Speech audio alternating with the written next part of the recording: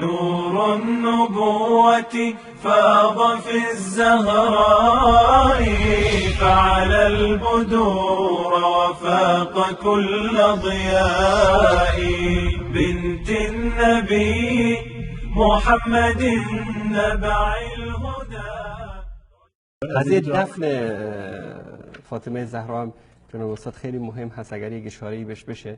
برای دفن حضرت زهرا رضی الله تعالی عنها یک مطلبی که میگویند که حضرت فاطمه زهرا رضی الله تعالی عنها از بس که ناراحت بود از ابوبکر و عمر وصیت کرد که منو شبانه دفن بکنید و تا اینکه ابوبکر و عمر در جنازه من شرکت نکنند. اما در این روایتی که اومدن خودشون اختلاف زیادی در روایت وجود داره. در برخی از روایات اومده که هیچ کسی سر قبر ایشان نبود جنازه ایشان نماز بخونه، بقول حسن بود، حسین بود و علی بود و ابوذر بود، و در بعضی از روایات اومده که یک تعدادی از مهاجرین و انصار و اصحاب و شیعیان ایشان بود و روایت در این زمینه کاملا متضاد است. اما فقط این نقطه‌ای که ایشان وصیت کردند که مرا در شب دفن کنید و به خاطر اینکه ابوبکر و عمر در اونجا در واقع حاضر نشوند و نهایتا حضرت علی رضی الله تعالی عنه ایشان هم به خاطر همین هدف ایشون رو شبانه دفن کرد. در همین کتاب در جلد 43 این کتاب صفحه 304 مطلبی را آورده که حضرت فاطمه زهرا رضی الله تعالی عنها به ایشان پیشنهاد داد که بعد از من با خواهرزاده من با امامه ازدواج بکن، فاذا انا قضیت نحبی و دنباله وصیتش اینه که عین وصیت حضرت فاطمه زهرا را آورده در صفحه 204. این اگر نشون بدی که بینندگان این مطمئن باشن در این مطلب، میگوید که فاذا انا قضیت نحبی، زمانی که من مردم. بله صفحه 204 صفحه 204 و جلد 43. در اینجا میگوید که فاذا انا قضیت نحبی، زمانی که من مردم از دنیا رفتم، فاخرجنی من ساعتک، فورا منو بیرون بیار. فاخرجنی من ساعتک، یعنی فورا مرا تشییع جنازه بکن و مرا بیرون ببر. ای ساعت کانت من لیل او نهار، هر وقتی که بود، چه شب چه روز، به محض این که من فوت کردم مرا به اصطلاح ببر و دفن بکن. البته در اینجا در ادامهش آوردند که ولا یحضرن من اعداء الله و اعداء رسول للصلاه علیه، کسی از اعداء الله و اعداء رسول بر من نماز نخونه. خب قبلا ادعا کرده بودند که ولی فاطمه زهرا گفتن منو شبانه دفن کن به خاطر اینکه این افراد نیان. و در روایت بعدی در ادامهش اومده فلما قضت نحبها، وقتی که ایشان فوت کردند صلی الله علیها و هم فی ذلک فی جوف اللیل، و ایشان در شب بودن، یعنی وقتی که حضرت فاطمه زهرا فوت کردند ایشان یعنی شب بود. اخذ علی فی جهادها من ساعتی، فورا حضرت فاطمه زهرا رضی الله تعالی عنها را در واقع بردند و در اونجا یعنی دفنش کردند. و در همین روایتی که به اصطلاح وجود داره در همین بحار الانوار در صفحه دیگرش در صفحه 100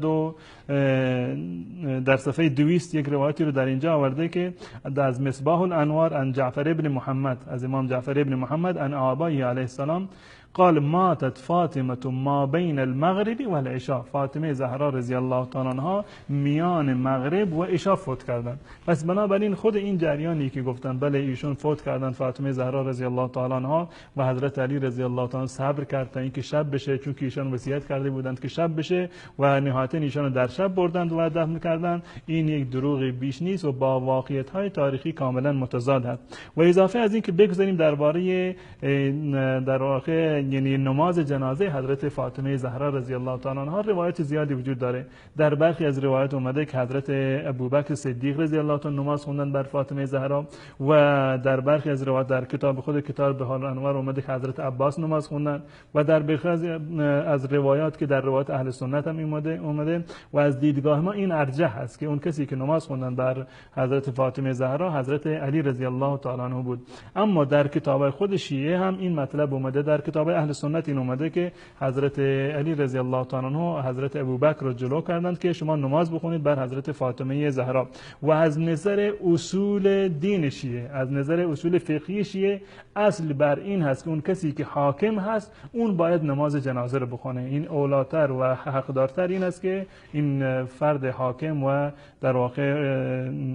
خلیفه مسلمانان باید این نماز جنازه رو بخونه که این با اصول شیعه سازگارتر هست و بهتر است. و در روایت هم اومده که حضرت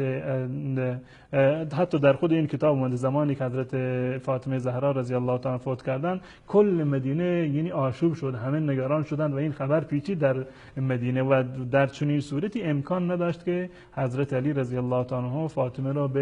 بیارند و پنهانی دفن بکنند، اونم در قبرستان بقیع که کنار مسجد نبی بود. و در این زمین حرف و حدیث بسیار زیاد هست اما وقت ما متاسفانه به پایان رسید. جزاکم الله خیر. یک چیزی هم در اینجا می‌خواستم اضافه کنیم،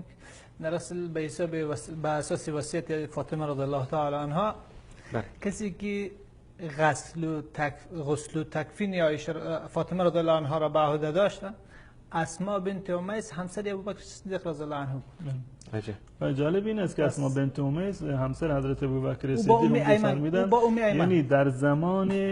بیماری حضرت فاطمه زهرا در کتابش فراوان اومده که اصلا تیمارداری و سرپرستی پرستاری فاطمه زهرا به دست اسماء بنت امیس بوده که همسر ابوبکر صدیق رضی الله عنه. محمد ابن ابوبکر هم از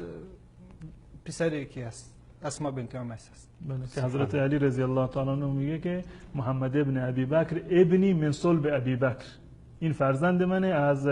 کمر ابوبکر صدیق. یعنی این خانواده‌ها کاملا در هم دیگه تنیده بودند و امکان نداشت که فاطمه زهرا چنین وصیتی رو بکنه و نهایتا وصیتشون به اصطلاح عملی بشه که حضرت ابوبکر صدیق خبر نشه. چگونه فاطمه زهرا 60 روز بیمار بودند یا 40 روز بیمار بودند یا حتی کمتر 15 روز بنابر روایت آخری که از امام ابو جعفر بود بیمار شده باشند و در این زمان اسماء بنت امیس پرستارش بشه و نهایتا ابوبکر صدیق هم خبر نشود که فاطمه زهرا فوت کردند و بردن دفنش کرد. نور النبوة فاض في الزهراء فعلى البدور وفاق كل ضياء بنت النبي محمد نبع